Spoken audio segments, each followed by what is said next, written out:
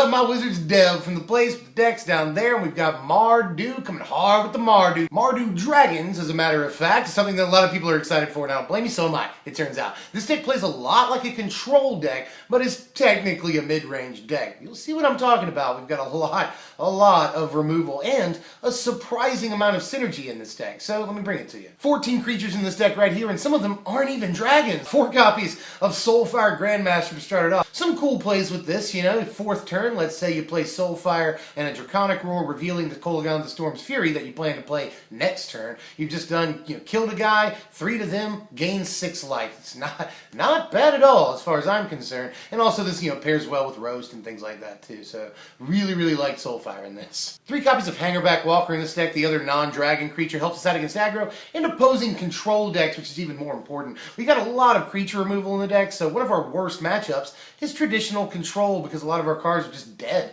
against them, and that kind of sucks in the first game. So something like Hangarback Walker really helps, because if they do remove it, we get some flyers, which they then can't block, and they have to master move, or they can just keep letting a fairly big creature at the end of the day come through. It's going to start off as a 1-1, but eventually this will get to 3-3 and just start swinging face. Here are the dragons finally. 4 copies of Thunderbreak Regent in this thing. Don't really have to go into that. We're playing red playset of Thunderbreak Regent in this Dragons deck, right? 2 copies of Kolaghan the Storm's Fury, which I will get to in just a second, and 1 copy of Dragonlord Kolaghan, which is fine against other control decks if we can resolve it. And obviously all your creatures have haste. That's insane when we're playing, a bunch of dragons in the deck too. So yes, at least 1 copy of Dragonlord Kolaghan. But the Storm's Fury is really interesting because he helps us out against decks that have, sorcery speed, mass removal. That dash is actually really impactful against some decks that want to play cards like, Languish. That's a pretty important thing.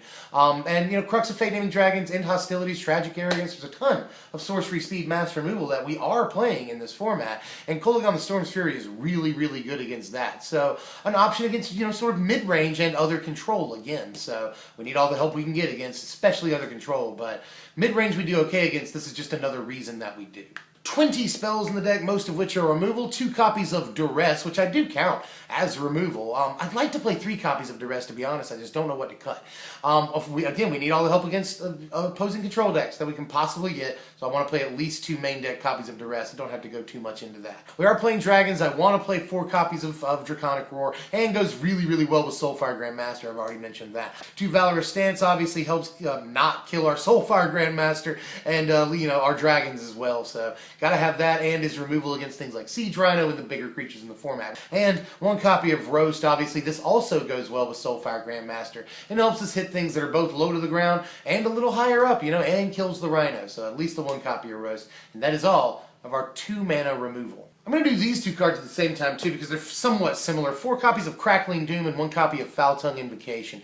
There is another FTI in the board, really good against aggro, helps us kill a guy and sort of reset our life total. We can negate an entire attack step with this card. So, but this loses a little bit of relevance, especially when we have access to a card like Crackling Doom, which again works really well with Soulfire Grandmaster, which is really cool.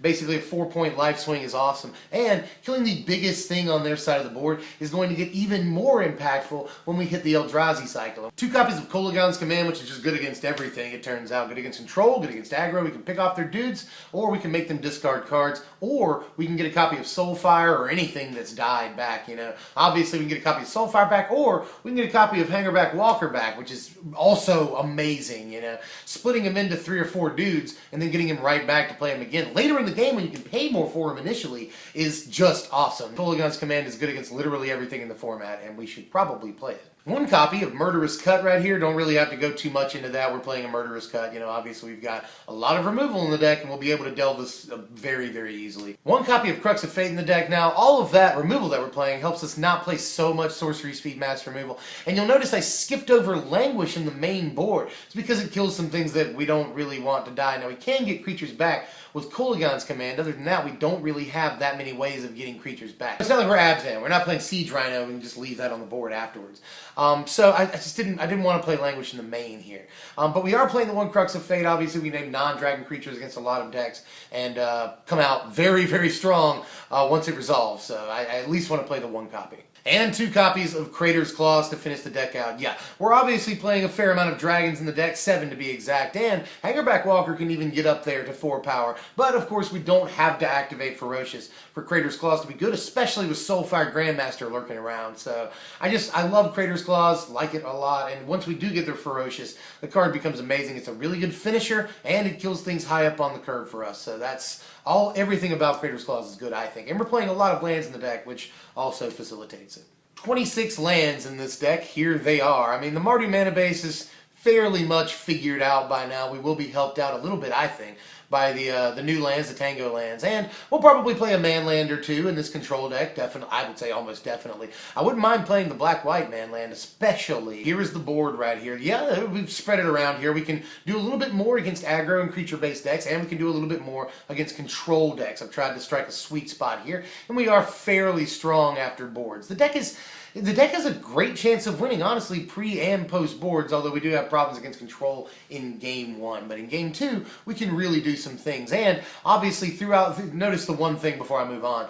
We are leaning a little bit more heavily on Soulfire Grandmaster out of our board here. Mardu Charm, Roast, Exquisite Firecraft. So if you can find a deck, which there are plenty of in the format, that Soulfire Grandmaster works really well against, then you can just increase your game with her out of the board. You know, obviously some mid-range decks it's really good against. And Exquisite Firecraft is going to help you against other control decks too. And here are your power rankings. Every single number is average or above, and that's really important. The deck does not do anything poorly. The absolute worst thing about it is its game against dedicated control, but against nearly every other deck in the format, we've got very, very good game throughout the entire match. So the deck is quite consistent. We've got the right mana for it, you know, and we're going to be playing removal. We're going to be drawing and playing removal. That is guaranteed in this deck.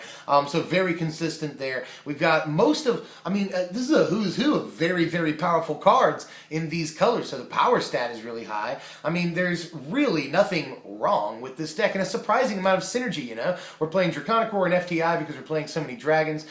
Crater's Claws has synergy with the big cards that we're playing. Hangarback Walker is really, really good by bringing back Kolaghan's command, you know. There's other things. Soulfire Grandmaster obviously attributes to a lot of the synergy in this deck, so a surprising amount of synergy for a sort of mid-range control deck. Something like Abzan doesn't have that much synergy, just plays all the best cards. We're still playing all the best cards minus Siege Rhino and Abzan Charm, but we get to the deck does nothing bad, which is another reason why it's like Abzan. So I really, really, really enjoyed playing this deck. Now, obviously, I think the main foible is people could say, well, I could just play Abzan because, again, I get access to Siege Rhino with Abzan Charm. But I enjoyed the heck out of this deck. We're playing an awful lot of removal, I'll say again. So we do really well against the creature-based decks in the format, including Abzan, because Abzan aggro is an important deck now, and Soulfire Grandmasters are really, really good against that deck when she sticks.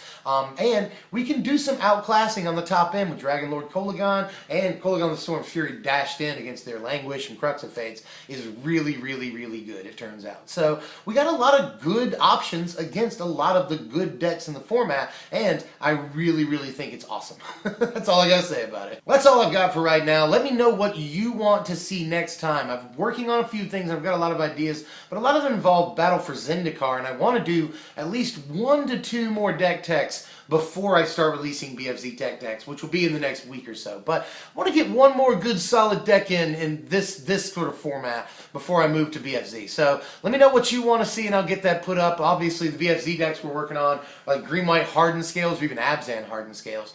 And also 5-color control or 4-color control. I've been working on that forever. So let us know what you want to see. You know, I'm always down to take requests, and we will do that next time. Whatever piques my interest the most. In any case, I'm Dev from SBMTG. If you enjoyed the content, please like, please share, please comment, and if you haven't yet, please subscribe. You have no idea how much help sharing does, and liking just, it makes us feel really good, and it helps with the algorithm. So please do all those things if you enjoyed the content, and I'll see you guys next time, man. Thanks for watching, my wizards.